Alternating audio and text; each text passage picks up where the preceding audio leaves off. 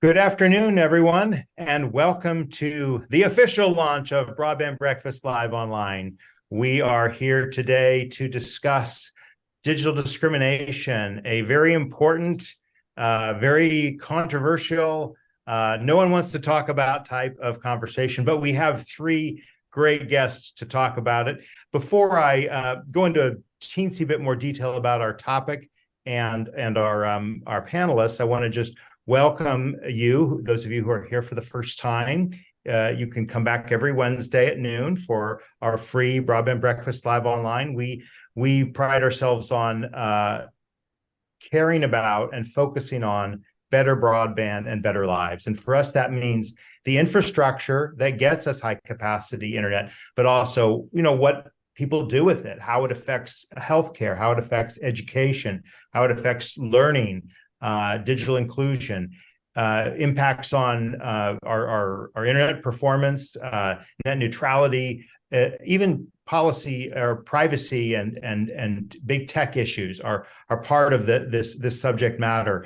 We've been doing this live online program for almost 4 years, 3.75 years now. And again, we cover a range of topics. Last week we talked about the 1-year anniversary of ChatGPT, and boy, did we have a lot to talk about last week because of other news at the CEO level of OpenAI. We're talking, of course, about the digital discrimination order today. I want to make sure everyone knows, particularly those who are in Washington, but actually just as much for those outside of Washington, we have our 5th Digital Infrastructure Investment Summit coming up next Tuesday, 6 days from now. It's going to be at Clyde's of Gallery Place, a familiar locale for many of you who have been to Broadband Breakfast events. It's a full day of event from 8:30 till about 3:30.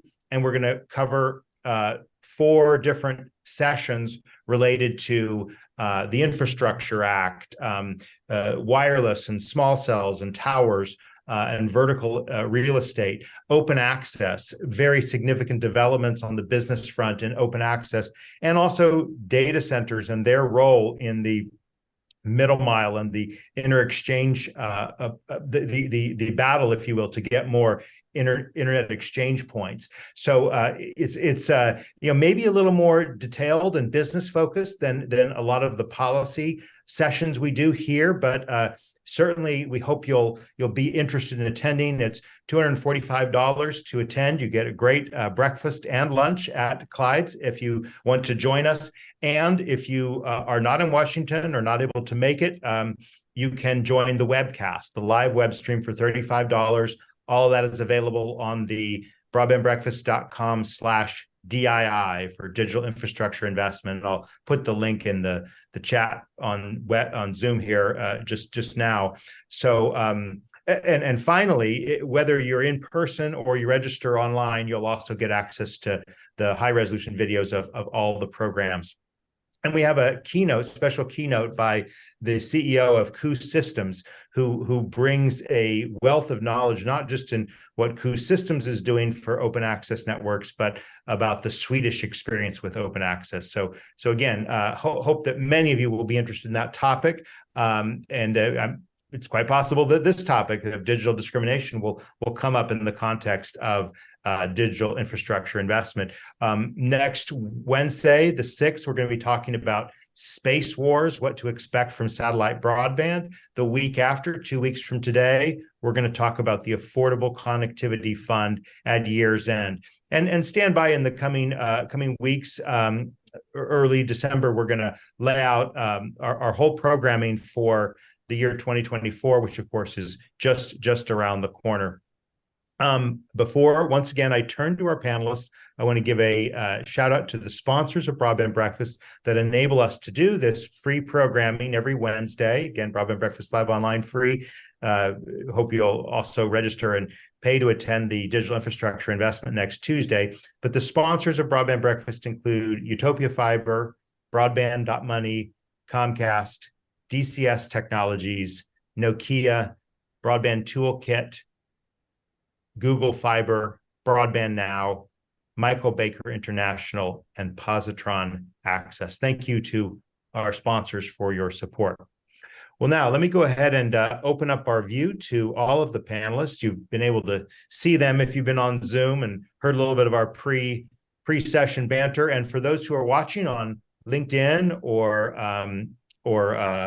YouTube or Facebook or X, we can take your questions too. So look forward to hearing your questions about this topic. Now, I really will defer to our experts, because I don't want to say much more than the FCC just acted on this topic 2 weeks ago today. The links to this event, to the news reporting we've done, are available on the page for this event, which is just now in the chat window, and you can see a little bit about our three panelists. We're going to hear first from Harold Feld, who's the Senior Vice President of Public Knowledge and extremely knowledgeable about this. I ran into him at the press conference that Senate Majority Chuck Schumer held just after the FCC had passed this item. And Harold, I know you're completely on top of this. Tell us just a little bit, maybe feel free to go back in time a little bit, like the context for this. What do you think led to the Infrastructure Investment and Jobs Act requiring this FCC action by the date that it took it, the 15th? After Harold, we're going to hear from Nicole Turner-Lee. I know you've got a book to plug, Nicole, but there's so much more that Nicole can talk about. She's the director of the Center for Technology Innovation at the Brookings Institution. You were chair of TPRC. I remember conversations we had about that the Telecommunications Policy Research Conference, and just a dynamo in the space. Thank you so much for being with us, Nicole. And I know you're going to be up on the Senate, bending the ears of some legislators this afternoon, but thank you for taking time to be with us. And then Randy, of course, remember our days covering digital. What was the DACA? You had some name for it. It wasn't Deferred Action for Childhood Admission. No. Digital. What was it? Well, right now we'll say DACA, and I'll think of it. Okay, you think of it, but Randy is the founder and president of the Free State Foundation. I'll let you tell more about it and define it, but obviously wealth of knowledge in administrative law, telecom, and many topics, and you've been active on many of them. But I knew you'd be game to come back and talk about this and tell us why you may think differently from others on this topic here today. So with that, Harold, let's turn it over to you. The floor is yours to tell us about what the FCC did, why, and what comes next. Right. So thank you very much. This has been an issue of concern for some years now. The first studies on this that showed that there were real issues, not just with affordability, but also just the availability of broadband in traditionally redlined communities, was done by National Digital Inclusion Alliance in 2016, based on, and it came out rather interestingly, AT&T had a merger condition that they were supposed to provide broadband in certain communities, and there was a sort of staggered where you have 25 available, then you do this. If you have 10 down available, you do this. If you have 5 down available, then you do that. And there were neighborhoods that AT&T was serving with old DSL that did not meet the 5 megabits down threshold, which triggered this sort of study and realization that not just AT&T but other companies as well were in a way very unsurprisingly favoring and doing their deployments in wealthier neighborhoods, which also traditionally have been whiter neighborhoods, and underinvesting or not investing at all in urban core neighborhoods, which have much lower incomes and which traditionally have been communities of color. And there were a number of studies over the years. I will add that there was one done literally the day before the FCC rule was released, which showed that if you lived in Cuyahoga County of Ohio, which is where Cleveland is if you did not have access to what the FCC rated as broadband, you were probably making under $30,000 a year. And that's not you didn't subscribe to it because you didn't afford it. You just did not have access to it because nobody wanted to build out to your neighborhood. Now, this is a common problem. I mean, this is something that the FCC in many ways was designed to address, because profit maximizing firms, nothing personal, but profit maximizing firms seek to maximize profit.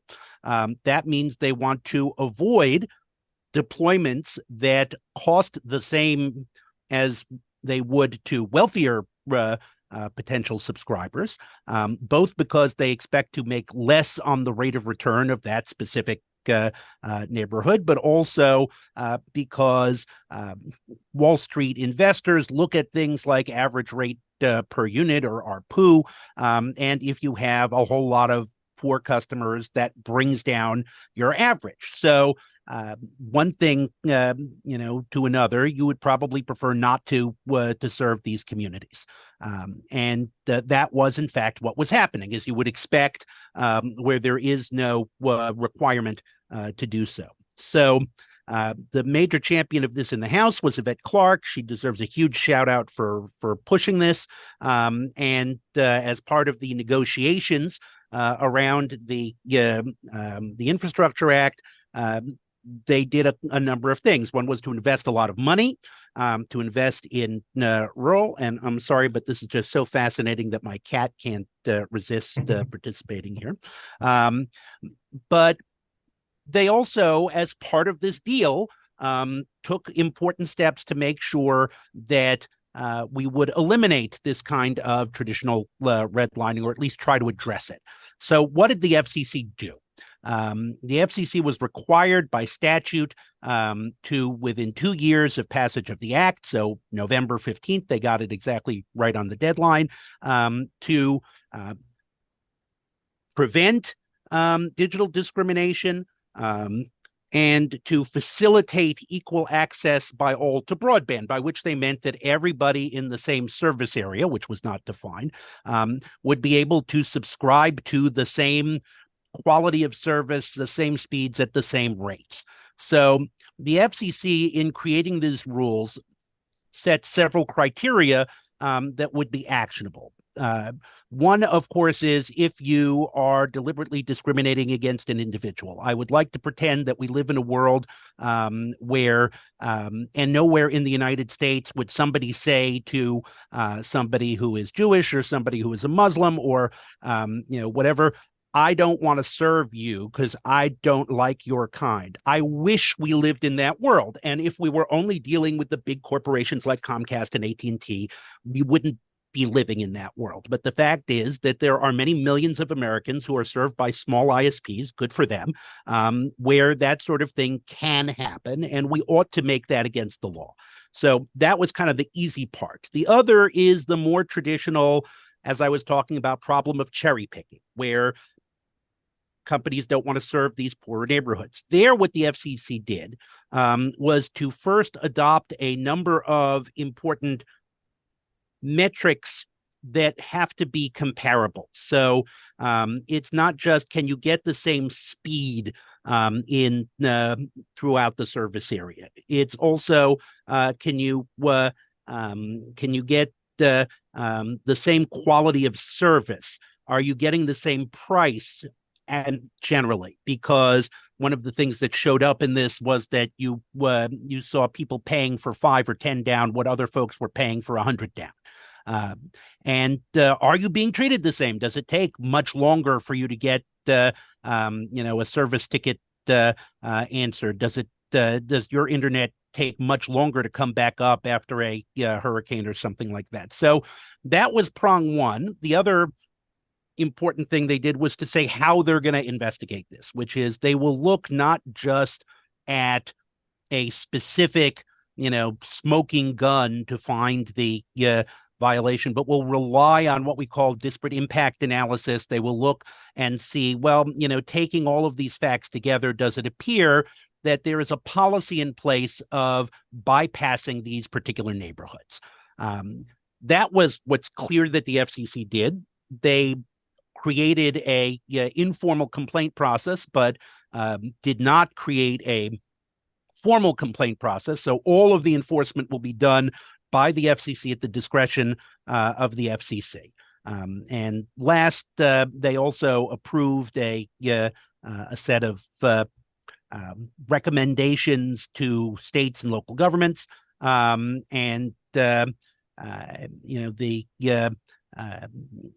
what they could do. Although stressed that list was, a starting point, that this was not, all that they could do.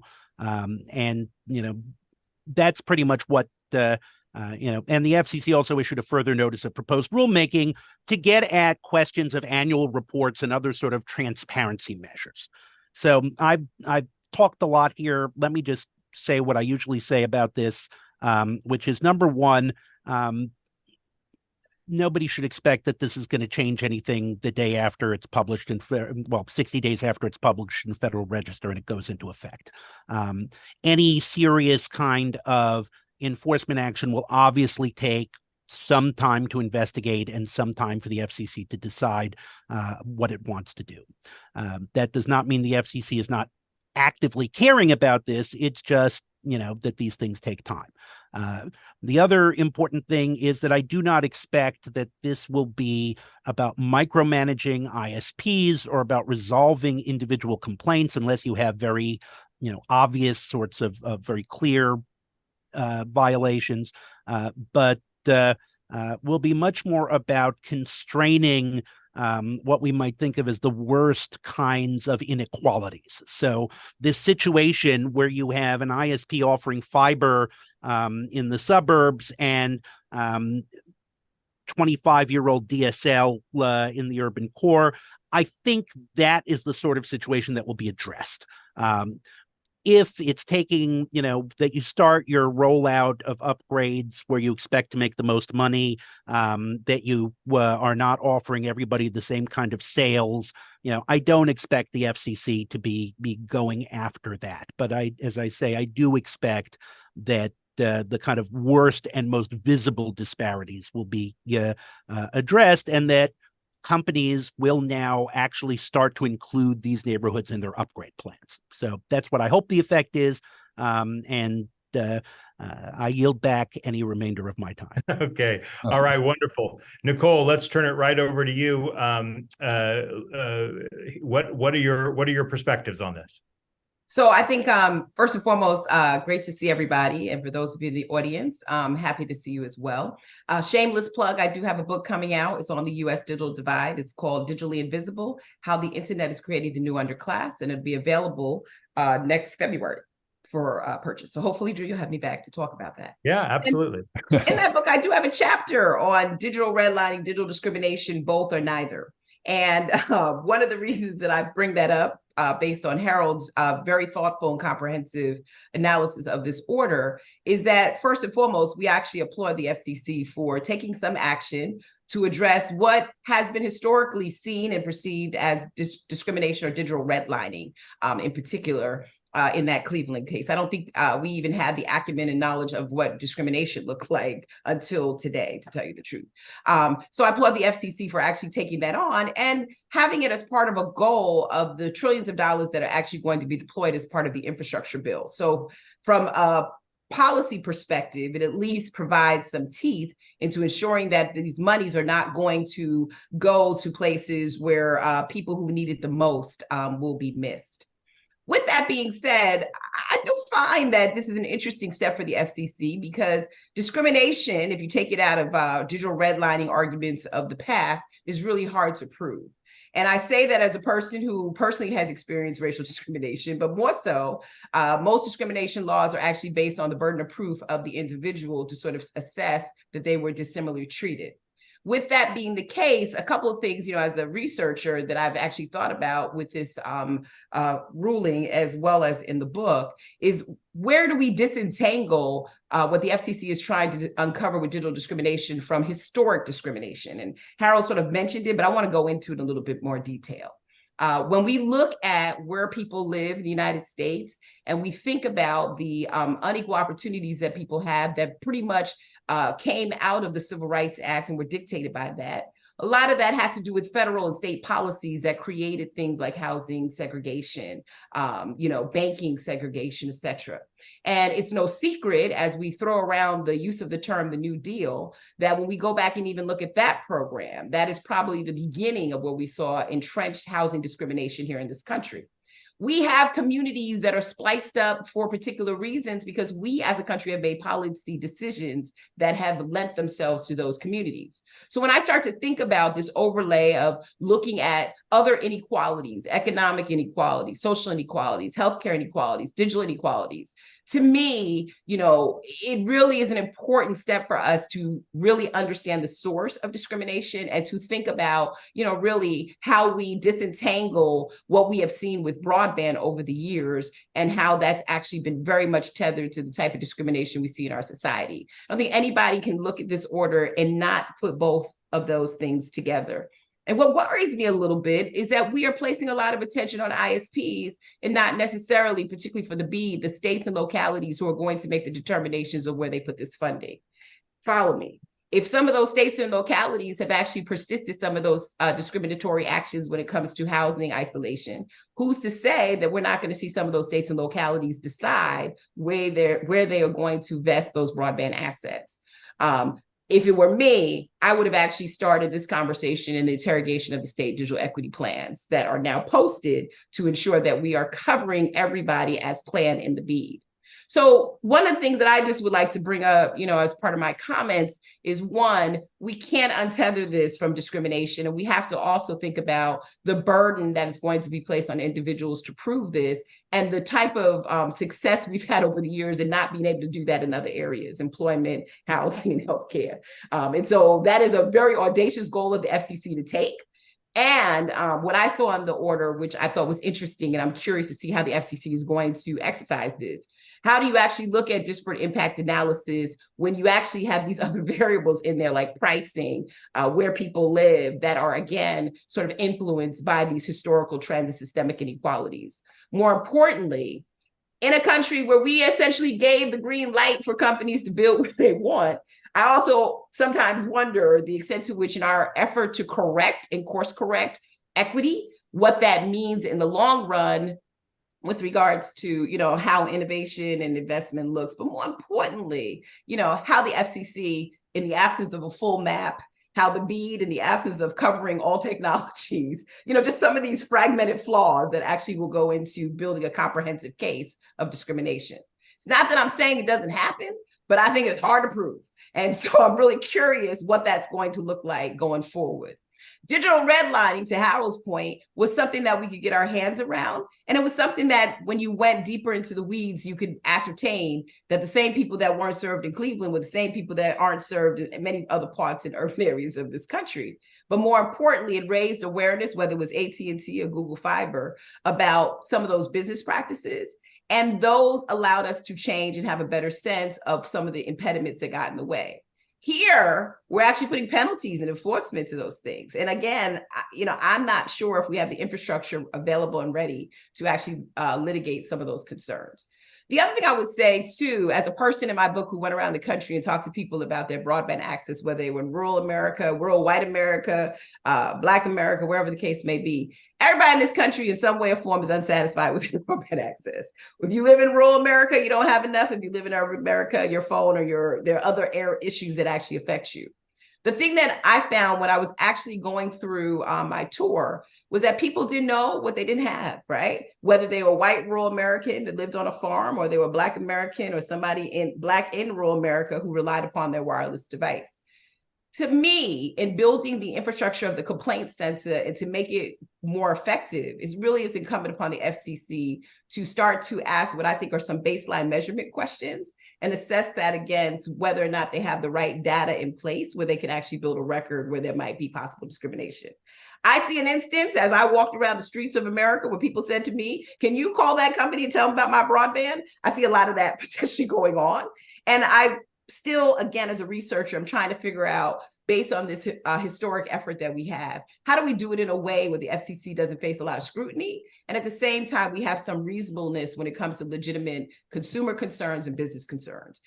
And how do we do it in a way that we highlight the type of historical discrimination that set the premise for all of this that we're talking about today? And we're not necessarily solving digital access, but we're not solving the problem of housing or unequal access to healthcare, education, and employment. So that's my take on it. I've been watching and sort of thinking about this. We just had the EEOC chairwoman at Brookings talking a little bit about disparate impact analysis and just the difficulty in employment. I was one of those people, and I'm glad to see the FCC did it in terms of exploring an Office of Civil Rights that may come with some of the cadence to help us think through these issues. And I think really, the FCC, if they are going to do this right, need to start building a collaborative record around that. And most importantly, they need to bring back the Communications Equity Diversity Council to have an entity that can help them continue to think through what that looks like, because many of us that were on that committee have the lived experiences of the communities that we're talking about. So I'll stop there and then push it over to Drew and Randy. Awesome. Well, thank you again. Randy, over to you to give us your 5 to 7 minutes on this topic, and then we'll get into the discussion. Many questions I've got and others are weighing in already. Okay. Thanks, Drew, especially for having me. And it's good to be able to connect with the audience. And I'm especially glad to be here with my longtime friends, Nicole and Harold. Drew, you and I go back about really 20 plus years, back when you were a crackerjack reporter with Tech Daily. And the name of that act was the Digital Age Communications Act that we were trying to. It was DACA. DACA. So it did come to me. And I have to say, Harold gave new meaning to a cat video. I never used to watch those on the web, but now I know why they're so interesting. Okay, I'm going to dive in, and I know Drew will give me my time, since there was a lot there that they covered. Up on the web, Drew had actually, in introducing the program, he actually asked 2 questions. He said, "What are the practical impacts of digital discrimination rules on broadband rollouts, and will the rules ensure equitable internet access for all Americans?" I think I'm going to discuss both of those. The first thing I want to say, so there's no misunderstanding, and I think my panelists, I believe they understand this too. I think we all share the same objective here, and that's to ensure access to broadband to all Americans without discrimination. And I certainly share that objective. I think that what we're going to be talking about is, how do you best get there? One thing, that I'm proud of, and which is a fact, is for at least 25 or 30 years, I've supported programs to provide low-income Americans with access, like Lifeline, excuse me, and now the Affordable Connectivity Program that we have as a result of the latest legislation is something I support as well. So, I think we share the objective. I think I think there are legal issues that are serious about the commission's order, but I'm going to put those aside for now. The first significant legal issue is that the FCC chose to opt for a disparate impact standard rather than a disparate treatment standard, which would refer to intentional discrimination. So that raises questions of the FCC's statutory authority. But having done that, chosen the disparate impact standard, I think the commission still went way too far and overreached in the way that it chose to implement that standard. And to really get to the point of it, Harold said during his presentation, and I think this is pretty much verbatim, the FCC will not be micromanaging the ISPs. I think the problem with this order, I think that there's a high likelihood, I hope it won't be true, but I think there's a high likelihood the FCC will, in fact, be micromanaging the ISPs. And, the result of that will be that it will have the effect of deterring investment and innovation, and particularly with investment, that's of course the very thing that we need in order to end up getting the deployment into the areas that are currently either unserved or underserved that we want, so that in fact those that don't have the same access now will do that. So it's a problem. Harold mentioned during his presentation, in the very same act that adopted the digital discrimination requirement, the Congress has now appropriated billions of dollars to improve access, both with regard to deployment and also availability to those low-income persons that need some assistance. And we're talking about hundreds of billions of dollars in order to accomplish that. So one of my great fears is that the way that the FCC will be implementing this order will take away from the focus that the Commission and other parts of the government need in order to make sure that that money, which can do so much, and I think will do so much if it's implemented properly, to close the digital divides that Nicole spoke about. I think, in fact, the Biden administration has said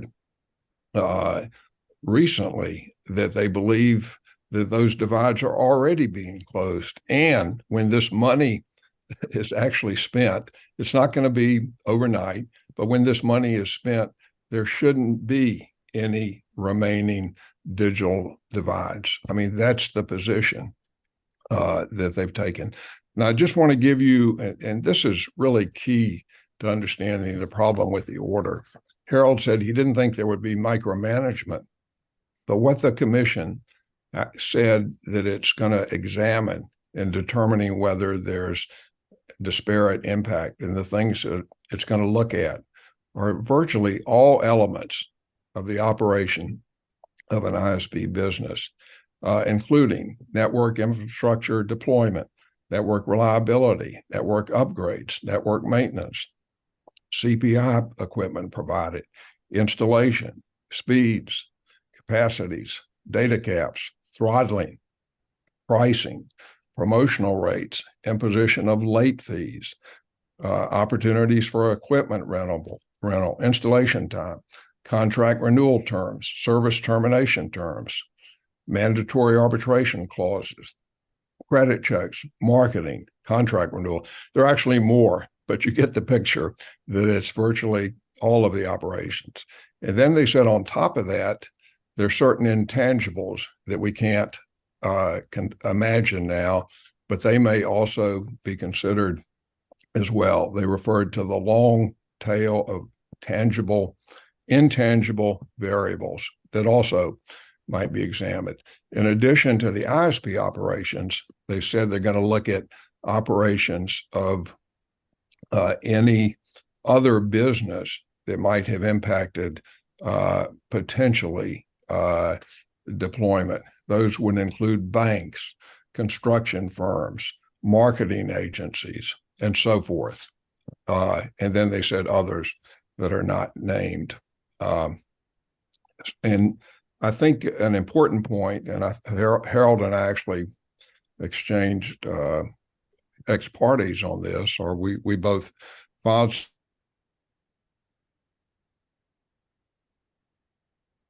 Are you still there, Randy? I feel bad. We were just at the So he was just about to go in for the. Yeah, he must not have reasonably comparable internet access. Yeah. He was about to give us the close. He was getting to that amen. So obviously, Randy, we hope you're back here soon. And there you go. There you Oh, here he goes. Okay. give us the final thought there, Randy. Okay. Well, I don't know where you stopped hearing me, so but I'll give you a final important thought. One of the great fears I have, and hopefully I'm hearing me now, is that this order almost inevitably will lead to rate regulation in order for the commission to do what it says it wants to do, because it makes it very clear. I think Harold mentioned this perhaps, that it will look at pricing. But here's what it said, the way it's going to look at pricing.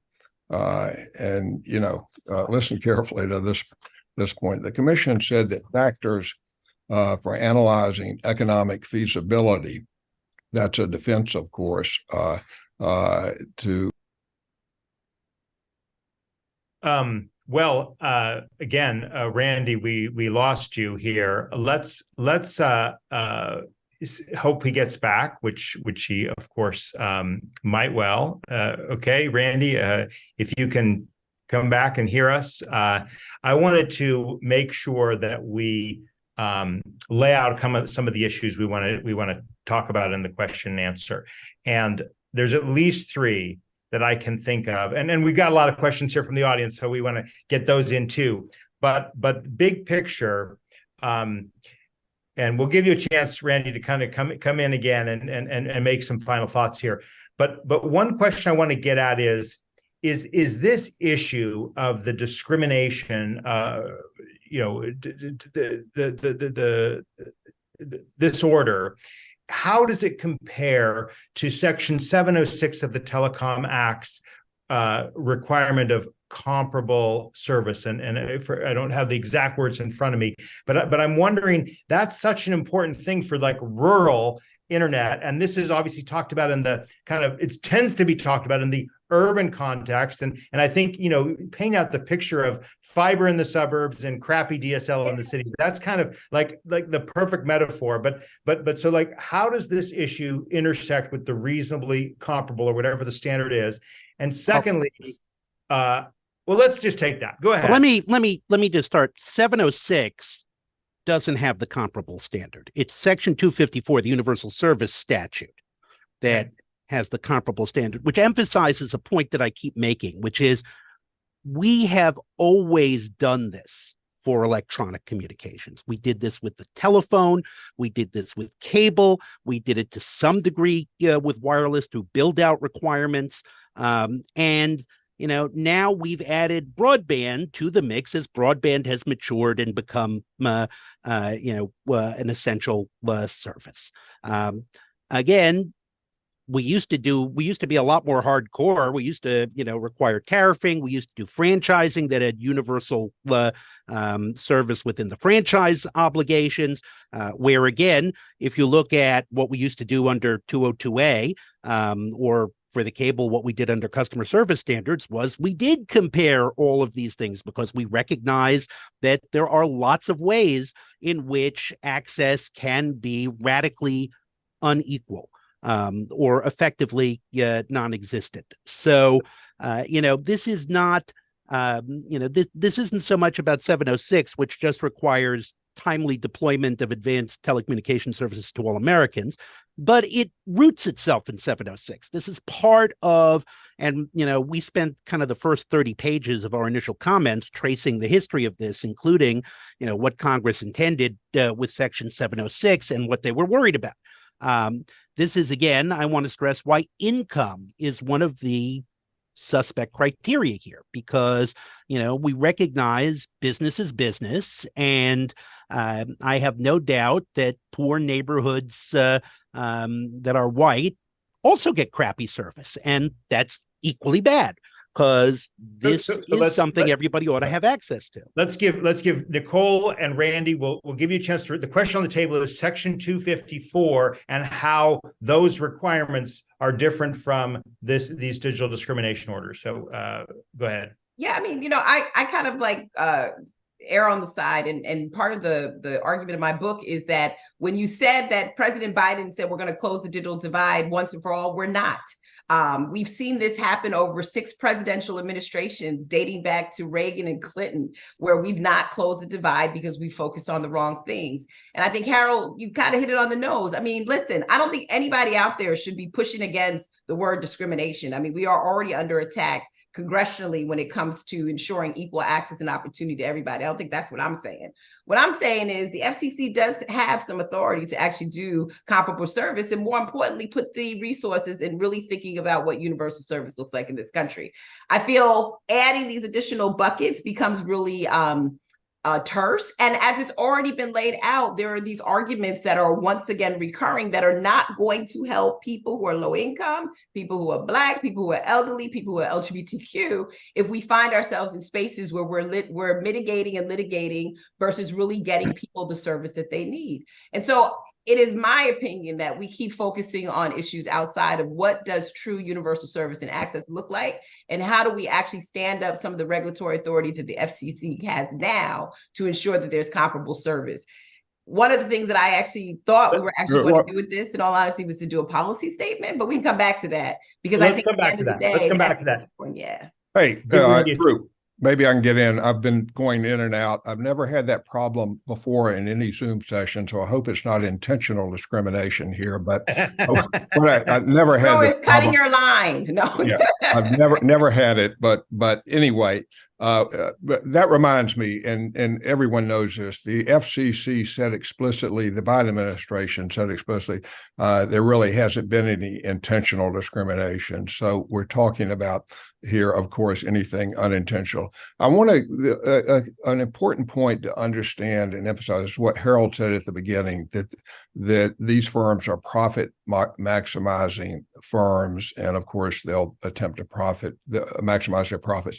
That's actually true. I don't think they, and we all understand I don't think they'll discriminate on race or religion or whatever, and income, and that's why income is an important part of the statute that was put into the statute. But the key here is that Congress also appropriated, again, billions of dollars, billions, to address the question of income and availability and access. And what I'm saying is that at the same time that we're trying to get that money to be used effectively and to close the digital divide. And Nicole, obviously, I disagree with you. I think we can close any digital divides. If you mean that every single person in America of every single religion or whatever will not be served, then okay, if maybe that's true. But look how far we've come and how little there is to do in remaining in closing those gaps. And I think we'll do it. But the way we'll do it best is if we don't get into having the FCC end up conducting proceedings there, which are impracticable, not easily implementable, not easily resolvable, that turn into many rate proceedings. Can I just make one quick response, which is about the BEAD program, very, very specifically about the BEAD program, because the FCC put a safe harbor in the order that if you take BEAD money or any of this other federal money, then you're safe. We're going to presume that the conditions that are attached to BEAD are sufficient to guarantee that the access will be equitable. So if anything, the order has created an incentive to participate in these federal programs, because that's your exit. If you think you're going to be, stuck in some kind of rate proceeding, then take the BEAD money and provide service to these communities. Yeah, but if I can just add this real quickly, Drew, but that would be different if the order was focused just on deployment, because the order has the safe harbor, but is actually focused on ads and all these other things, it becomes more difficult, Harold. And to Randy's point, I don't think we'll close the digital divide. If we're putting most of the money in fiber, it means that we're not hitting urban areas. And we keep parsing out urban as poor and rural in need of facility. And that's not how you close the digital divide. I've been doing this, like you all know, for 30 years. You close the digital divide because you meet people where they're at, and you close the digital divide, which is the argument in my book, because you want a competitive America where people can actually work, live, and enjoy the benefits of what an online economy looks like. In my opinion, we need to avert unequal access and deployment for sure. But I think we get very, very tricky when we start to create lines or red lines on things that we've not yet defined. And I know it's going to have a lot of mitigation and litigation in front of it, which is going to disservice people. Randy, can you just please go ahead and say what you want to say, but please address as succinctly as you can, how is this a form of rate regulation, or how does it, in your opinion, inevitably lead to rate regulation? Because the FCC said when it gets a complaint alleging discrimination, it's one of the things it's may look at will be whether return on investment has been a factor in the ISP's decision making, and it lays out the very same type of considerations that you look at in every rate case, like what's the demand for the service, what's the income that's going to be realized, what's the expected rate of return. Those are the very things that you look at utility rate regulation. Let me just agree with Nicole on one point. She made an important point when she talked about a bias for fiber having an impact on deployment decisions, if I understood what she was saying. And Nicole, I agree with you because when we're talking about those rural areas that are some of the remaining areas that lack the same availability, the administration, and this has been an administration policy, this pro-fiber policy, satellites and fixed wireless, they really could serve those communities effectively and meet their demands for the services they want. It's not, obviously, they don't have the same capacity as fiber now. They don't have the very same speeds, but we really ought to focus on what the consumer demand really is now for the services. And so that's a problem with the way the whole program is being implemented, honestly, the BEAD program. All right. I'm going to get to questions here. We have a great one here from Sarah Cheeverton. Do electrical companies have the option to provide comparable access to areas and households based on any qualifier such as income? Okay, that's the question, and she's saying she's asking it in all seriousness. Is that a permitted choice by electric co-op? Is the question, I assume, in their offering of electricity, not if they decide to go into the broadband business, or yes, she's clarified in the chat. That's what right. So the question is, do we treat utilities the same in this regard? We're actually a lot stricter about electric utilities. I don't. I used to practice energy law back in the dark times and had to do tariffing, but. The fact is that, look, when, power companies and in those places where it's privatized, sewer companies or water companies, generally what you have to do is you have to get a franchise from some state authority, generally Public Utility Commission. You have to serve everybody within that franchise. You have to guarantee that you're serving them at the same rate. In fact, usually you still have to file a tariff where we do the kind of thing that Randy, is saying will happen, and I think is no way in the universe going to happen, in no small part because nobody at the FCC knows how to do a tariff anymore. But so yeah, I mean, that's how we treat electric companies. Now, do you think that the internet is the same? Well, this highlights the difference. It's not treated as a utility. Whether it should or shouldn't be, is another question. But there are differences, right? I want to try to get more questions in. We'll give everyone a chance to chime in here. Anonymous attendee asks, from an ISP perspective, I can see how rate regulation is not an ideal solution. But can any of you articulate why exactly rate regulation would disadvantage users, specifically those already experiencing digital redlining or unaffordable internet. Nicole, Randy, you want to take that? Yeah, I mean, I'll start off and then Nicole can rebut it. But if they, if they do get into this type of regulation that I fear, the problem is those cases are interminable. They're contested. They're take years, and it would just be such a diversion of time and attention from other things that ought to be done now to be closing the digital divide. They're impractical. Yeah, and I would just say on the rate regulation side, and I've actually talked about this publicly, when we think about who would be assessed the rates, in principle, the theory is that rate regulation will normalize and democratize access. But it does not always take into consideration the fact that low-income consumers are very sensitive to, not only their use that they actually currently have now. I saw a lot of that, people negotiating when they were on and off. And the internet is just very different from traditional telephone services. And we've seen historically the prices actually go down. We've seen more market competition when it comes to, at least in the wireless space, and attracting customers.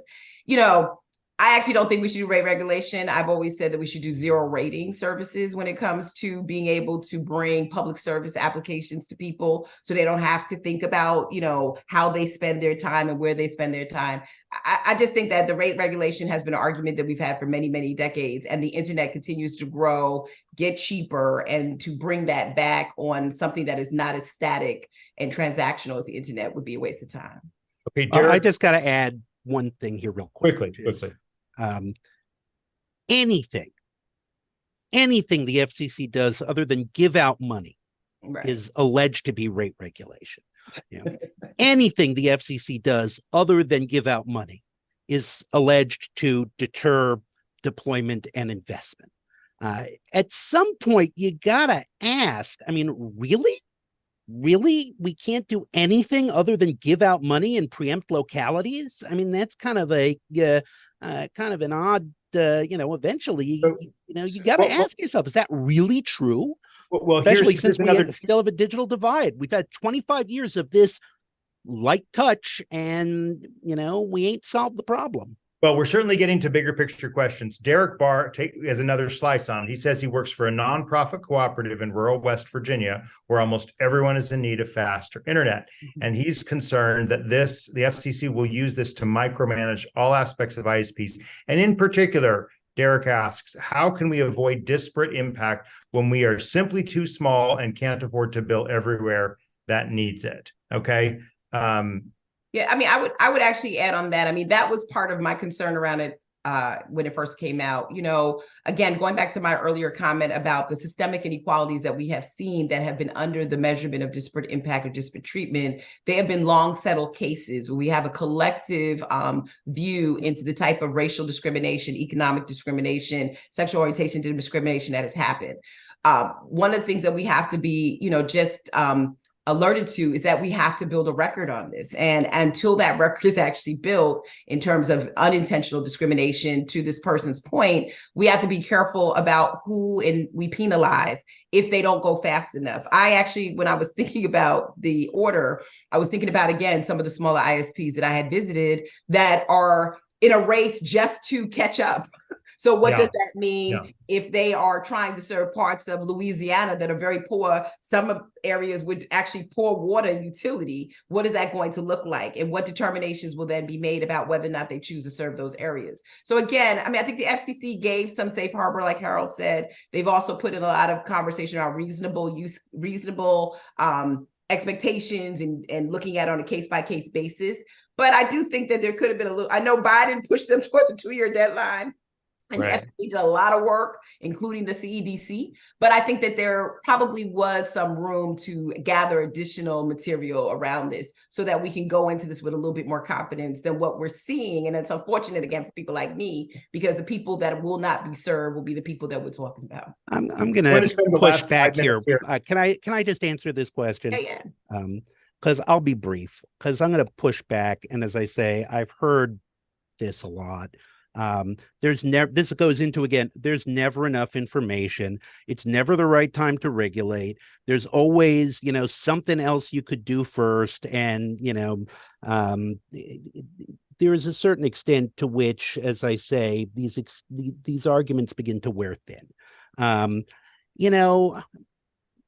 Anybody who thinks the FCC is going to micromanage has no idea about the staffing levels at the FCC or the resources that are available to them. I mean, God, it's just funny to me. The FCC doesn't want to do that. They can't do that. And I do want to point out one other problem here that keeps coming up, which is when the FCC gives broad general conduct rules, the complaint is, this is so broad, we can't understand what we're supposed to do. When the FCC tries to provide guidance by listing out the factors that it'll look at, oh my God, you're micromanaging us and everything. Those factors are not to be taken separately. They are taken as a whole. The FCC is doing what it always does and what it traditionally has, which is, just telling you, do what you can. Nobody's expecting the impossible. Come on, they didn't, Harold. No, wait, Drew. They didn't say just do what you can, and we'll be happy with it. Come on, you've got to get real on that. And the problem with, you referred to the general conduct standard, and then people don't like that. In this case, I listed 20 or 30 specific things they said, and then they said, but wait, don't just assume that those are the only ones we're going to look at. There are intangible variables that we can't name now. But Harold, in response to what you said about what the FCC can do, there are things that they don't do that could help solve this problem better, or they could do more of it, right? One of them is they could get, and maybe they're about to do this, the pole attachment proceeding can help speed up deployment. They can get more spectrum out there more quickly.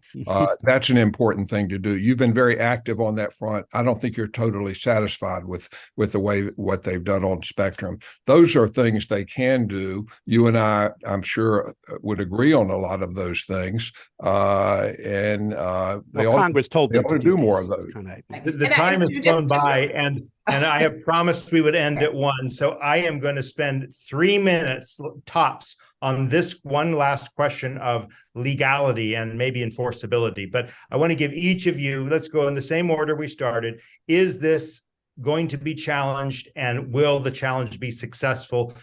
And if so, for what reason? So Harold, let's hear your response, and then Nicole's and Randy's. Of course, it'll be challenged. If it ends up in the Fifth Circuit, forget it. If you end up in a circuit that is not crazy,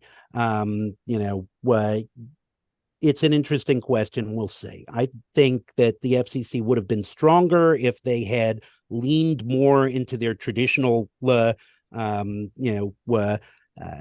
Communications Act jurisprudence, rather than trying to treat this as if it were the Fair Housing Act. But, that's just me, because I'm an old telecom kind of guy, and we'll just have to see what happens. Nicole, your final thoughts on this? Just real quickly, I agree with Harold. It's unfortunate, but there will be challenges. And, it's an unfortunate challenge because we have a lot of people who need broadband deployed and they need access. And in terms of enforceability, again, I think the comment that the FCC has out right now on creating an Office of Civil Rights and others, I actually think that is the next step. I want to be clear with Harold. No one is criticizing the FCC for doing this. The big word came from the boss who sits in the White House. But more importantly, we all know that we want a fair and equally available internet. But again, we're finding ourselves back into these regulatory loops that may not serve individual people and their communities. Randy, get the last word again. Drew, I think it will be challenged, and I think there's a good chance it will be overturned because the FCC chose the disparate impact standard rather than disparate treatment, and the argument will be that was beyond the statutory authority, and there's a pretty good chance ultimately the courts will agree with that. Well, that will have to be our last word, and we are ending on time. Thank you so much for being part of our discussion. Harold Feld, Nicole Turner-Lee, Randy May, I'm Drew Clark, and we'll see you next Tuesday at 8:30 at Clyde's of Gallery Place for a digital infrastructure investment. Thanks, and take care, everyone. Bye-bye. Thank you. Thank Thanks you. to everybody. Thank you.